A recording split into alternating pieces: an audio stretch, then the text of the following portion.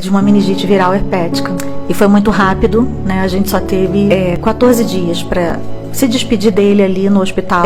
Mas, naquele momento ali, eu vou contar a minha experiência pessoal, porque luto não tem manual. E eu não posso dizer que tem que ser assim com todo mundo. Mas comigo foi da seguinte forma. Dentro daquela UTI, quando eu percebi que Deus levaria o meu filho, eu disse pra Deus: Senhor, o Senhor sabe que o Senhor tá levando 2, né? O Senhor tá levando o Mateus e a mãe do Mateus, porque eu não vou sobreviver a isso. Não vou de jeito nenhum. E ali naquele lugar de joelhos, chorando, no pé da cama, Deus me disse: Estela, dessa vez, o milagre é você. Foi essa frase que me sustentou.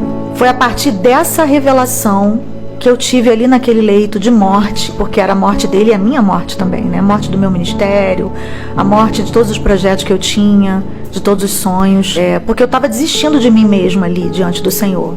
Mas diante dessa revelação, eu saí dali com uma nova palavra e eu acreditei nessa palavra.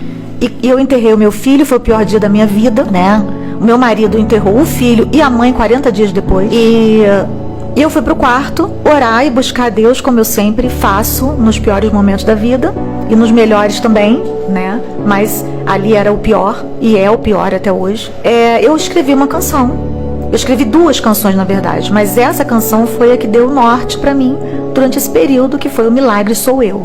Que inclusive tá aí em todas as plataformas, você pode ouvir e compartilhar com alguém que você acredita que nesse tempo de luto coletivo precisa de uma palavra de direção. Eu acredito que algo aconteceu em mim de verdade. Eu acredito que cientificamente tem uma explicação para isso, que Deus usou essa frase na minha vida, não como uma frase de efeito para botar na camisa ou apenas para botar uma hashtag O Milagre Sou Eu, mas realmente para me fazer acreditar de fato, para fazer com que todo o meu corpo acreditasse nessa verdade e eu parasse de morrer aos poucos e eu tivesse vontade de viver por algo maior que Deus tinha para mim, que tinha a ver com a minha vida, com o meu futuro, com minha família que permanecia viva, com meu marido Odilon, com meu filho Lucas, que está vivo, com os meus pais e com todos que estavam ao meu redor e com toda a geração de pessoas que estavam ali na expectativa do que aconteceria, porque o mundo inteiro tinha certeza que o Mateus seria curado. Inclusive, o hospital ele recebeu em média 300 pessoas por dia. É mesmo? Durante o período em que eu estive ali.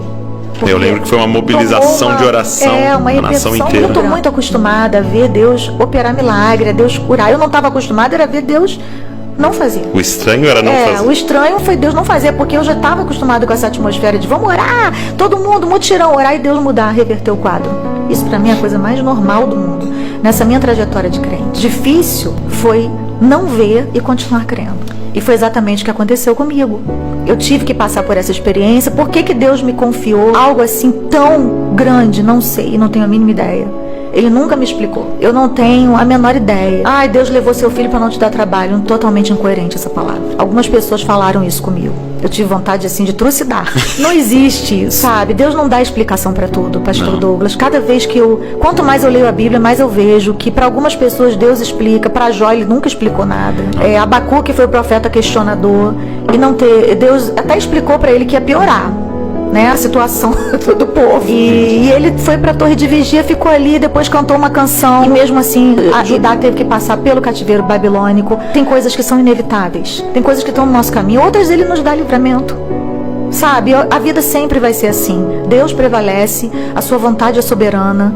E cabe a nós perdermos o controle para Deus, porque quem perde o controle para Deus sempre vence. E eu me considero uma vitoriosa. Eu me considero vitoriosa porque eu tô viva e participando da minha vida. Eu não só sobrevivi, como eu tô sendo protagonista da minha história. De verdade, tem hora que eu paro para chorar, é claro. Tem hora que eu não dou conta, tem hora que os gatilhos me levam de volta para aquele lugar e eu choro, mas eu sigo. A dor não me paralisa. Ela às vezes me alcança, mas não me paralisa. Visita, né? Mas não mora. Não. Não me domina. Eu não vivo mergulhada, imersa nesse mar de lágrimas. Mas eu sou uma pessoa que tem muita facilidade de falar do que eu estou sofrendo, do que eu estou vivendo. Eu não tenho medo de expor as minhas dores, as minhas fraquezas. E eu tenho certeza de que Deus tem algo para fazer com isso, porque Deus ele não desperdiça uma dor dessas na vida de ninguém. Eu tenho recebido muitos testemunhos de pessoas que saíram do luto depois que me viram sair. Mas lutos de 10, 20 anos. Uau. Eu não acho que Deus tenha feito isso por causa disso. Não estou dizendo que Deus precisou matar o meu filho para curar outras pessoas. Nem acho isso. Mas eu acredito piamente. Mas ele usa tudo, né? Tragédias que acontecem na nossa vida, que são inevitáveis, elas estão também nas mãos de Deus e Ele tem o poder de fazer com que elas cooperem para o bem, como diz ali, né, na carta de Paulo aos Romanos. Eu acredito nisso. E Deus tem feito isso na minha história, na minha vida. E eu louvo a Deus por isso.